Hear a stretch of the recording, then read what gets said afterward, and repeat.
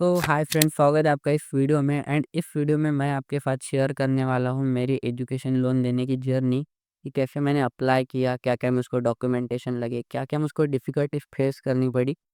तो चलिए सब कुछ जानेंगे। मेरा ओवरऑल मैं आपको एक्सपीरियंस बताने वाला हूँ, तो चलिए शुरू करते हैं। तो भाई हम आ चुके हैं अपने कंप्यूटर स्क्रीन पे एंड शुरू करते हैं। तो मैं जो एजुकेशन मुझको लोन चाहिए था मेरे पोस्ट ग्रेजुएशन के लिए, एमफिल के लिए मुझको लोन चाहिए था, ठीक है?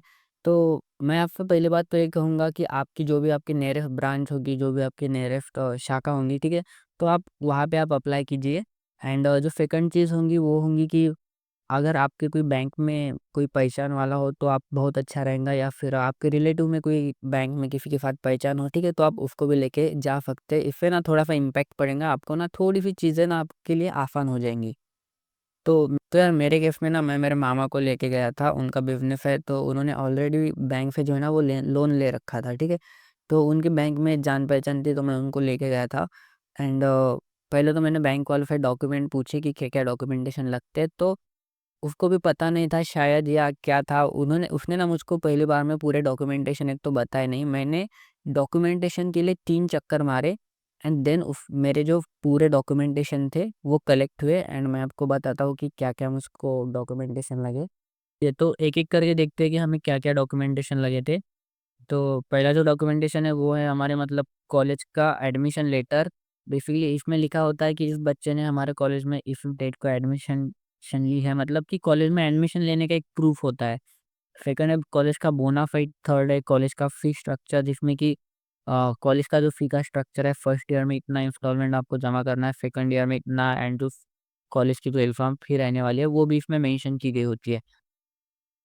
उसके बाद एंट्रेंस जो एग्ज़ाम आपने दी होंगी कॉलेज में एडमिशन लेने के लिए, मेरे केस में फ़ी था, शायद आपके केस में नीट हो सकता है, जेईई हो सकता है। तो उसके जो डॉक्यूमेंटेशन है वो आपको अटैच करना है। उसके बाद Aadhaar card, PAN card, ration card, caste certificate, income certificate आपको देना है। 10th की एंड 12th की मार्कशीट आपको देनी है, मतलब ज़ेरॉक्स देनी है, ओरिजिनल आपको कुछ नहीं देना है यहाँ पे, ठीक है? ओरिजिनल बस आपको यहाँ पे ना इनकम सर्टिफ़िकेट जो है ना आपका, वो मुझको ओरिजिनल माँगा था उसने, तो इनकम सर्टिफ़िकेट मैंने वहाँ पे ओरिजिनल दिया था, ठीक है? उसके बाद ग्रेजुएशन मार्कशीट, ग्रेजुएशन की जो मार्कशीट थी मेरी, वो सब मार्कशीट मैंने दी थी। एंड पोस्ट ग्रेजुएशन की मैंने अप्लाई किया था, तो दैट्स व्हाई उसने मुझको ग्रेजुएशन की जो सारी मार्कशीट थी वो उसने मुझको मांगी थी। एंड देन उसके बाद बैंक पासबुक की जेरॉक्स, एंड उसके बाद कॉलेज का जो पेमेंट रिसीट थी ना, मतलब कि जब मैंने एडमिशन लिया था तो उस वक्त जो मैंने फ़ी पे की थी कॉलेज को, मैंने 10,000 पे की थी। तो वो उसकी रिसीट मैंने दी थी बैंक को, एडमिशन ली है इसका प्रूफ के लिए। तो वो रिफिल यहाँ पे लगती है। एंड देन उसके बाद आप उसने ये सब देने के बाद उसने मुझको कहा था कि विद्यालक्ष्मी पोर्टल पे अप्लाई करो, बल्कि ये मुझको पहले से ही पता था, बट उसने पहले ये सारे डॉक्यूमेंटेशन जमा करवाए एंड देन उसने कहा कि विद्यालक्ष्मी पोर्टल पे अप्लाई करो। तो मैंने विद्यालक्ष्मी पोर्टल पे अप्लाई किया। एंड जो फॉर्म रहता है तुम्हारा, ठीक है, उसके बाद उसकी विद्यालक्ष्मी पोर्टल के डॉक्यूमेंटेशन की जो प्रिंट निकलती है वो यहाँ पे जमा करवाई। एंड आपका जो डोमिसाइल है, डोमिसाइल सर्टिफिकेट रहता है आपका एक, वो भी आपको यहाँ पे अटैच करना है। यहाँ पे मैं लिख देता हूँ लगे चाहे तो, ठीक है? यहाँ पे आपको डोमिसाइल, ठीक है? डोमिसाइल सर्टिफिकेट, तो आपको ये भी यहाँ पे अटैच करना है, ठीक है? तो ये सारे जो डॉक्यूमेंटेशन है ये आपको बैंक में जमा करने हैं। आपको एक फ़ाइल, ये आपको एक फ़ाइल बनानी है, ये सारे डॉक्यूमेंटेशन उस फ़ाइल में रख के आपको वो फ़ाइल आपको बैंक मैनेजर को देनी है, ठीक है?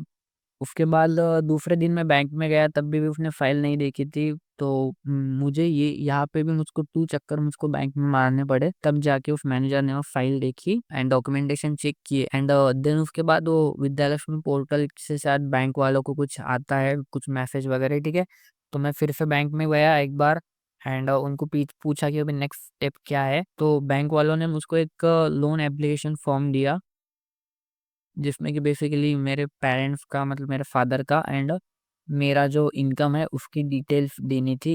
एंड जो बेसिक बेसिक डिटेल थी सारी चीज़ें, की क्या प्रॉपर्टी कितनी है, क्या बाइक और व्हीकल कितने हैं आपके पास, ये सब भी उस डॉक्यूमेंटेशन में था।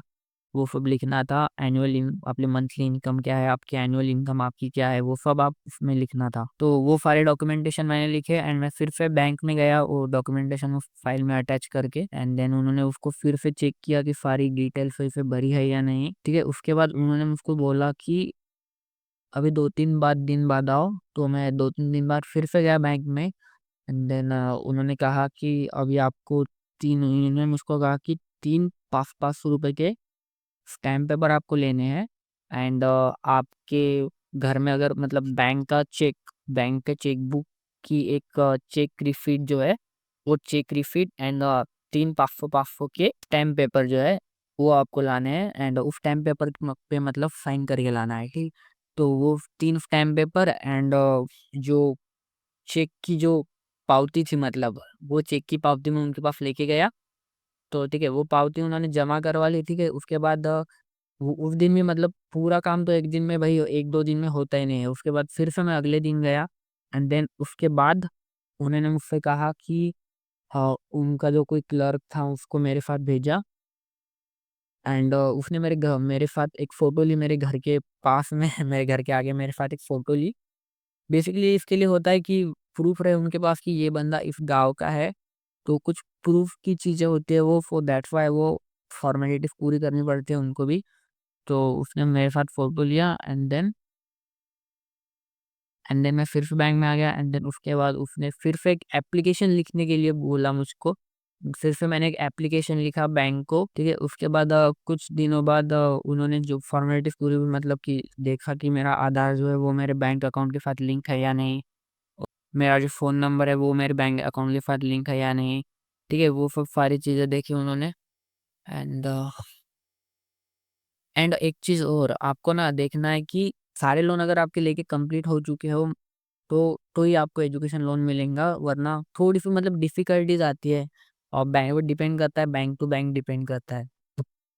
ठीक है, देन उसके बाद 2-3 बाद मुझे पता चला कि एजुकेशन लोन जो है वो मेरा अप्रूव हो चुका है, ठीक है? मैं कॉलेज में गया, उन्होंने कहा कि कॉलेज में जाओ एंड फिर से एक लेटर लिख के लाओ कि ये फ़ी है मेरी इसी सेमेस्टर की, इस मतलब ईयर की। तो मैं फिर से कॉलेज में गया, एक लेटर लिख के लाया एंड जो कॉलेज का जो अकाउंट नंबर है, उन्होंने कहा कॉलेज का अकाउंट नंबर या फिर कॉलेज का जो कोई भी जो चेक होता है उसका अकाउंट नंबर होता है, तो वो अकाउंट नंबर और वो जो एप्लीकेशन है वो मैं बैंक में लेकर गया एंड देन उनको वहाँ पे वो सबमिट किया, ठीक है? वो फाइल में उन्होंने अटैच कर लिया सब कुछ जो हमारे डॉक्यूमेंट रहती है, वो डिटेल हमारे जो कुछ भी रहता है, वो हमारे नाम की एक फाइल रहती है वहाँ पे, उसमें वो सब वो फाइल में स्टोर रहता है और वो फाइल जो होती है वो उनके पास रहती है, ठीक है? तो कुछ दिन बाद मैं बैंक में गया एंड फिर भी उन्होंने पेमेंट नहीं करवाया था। उसके बाद वहाँ पे भी मैंने 2-3 चक्कर मारे एंड देन उन्होंने बैंक में पेमेंट करवा दिया था एंड देन उन्होंने ना वहाँ पे ना मेरी एक डिफ़िकल्टीज़ आई थी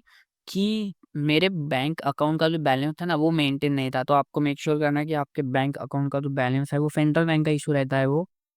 अदर बैंक में आपको डिफ़िकल्टीज़ नहीं आएँगी।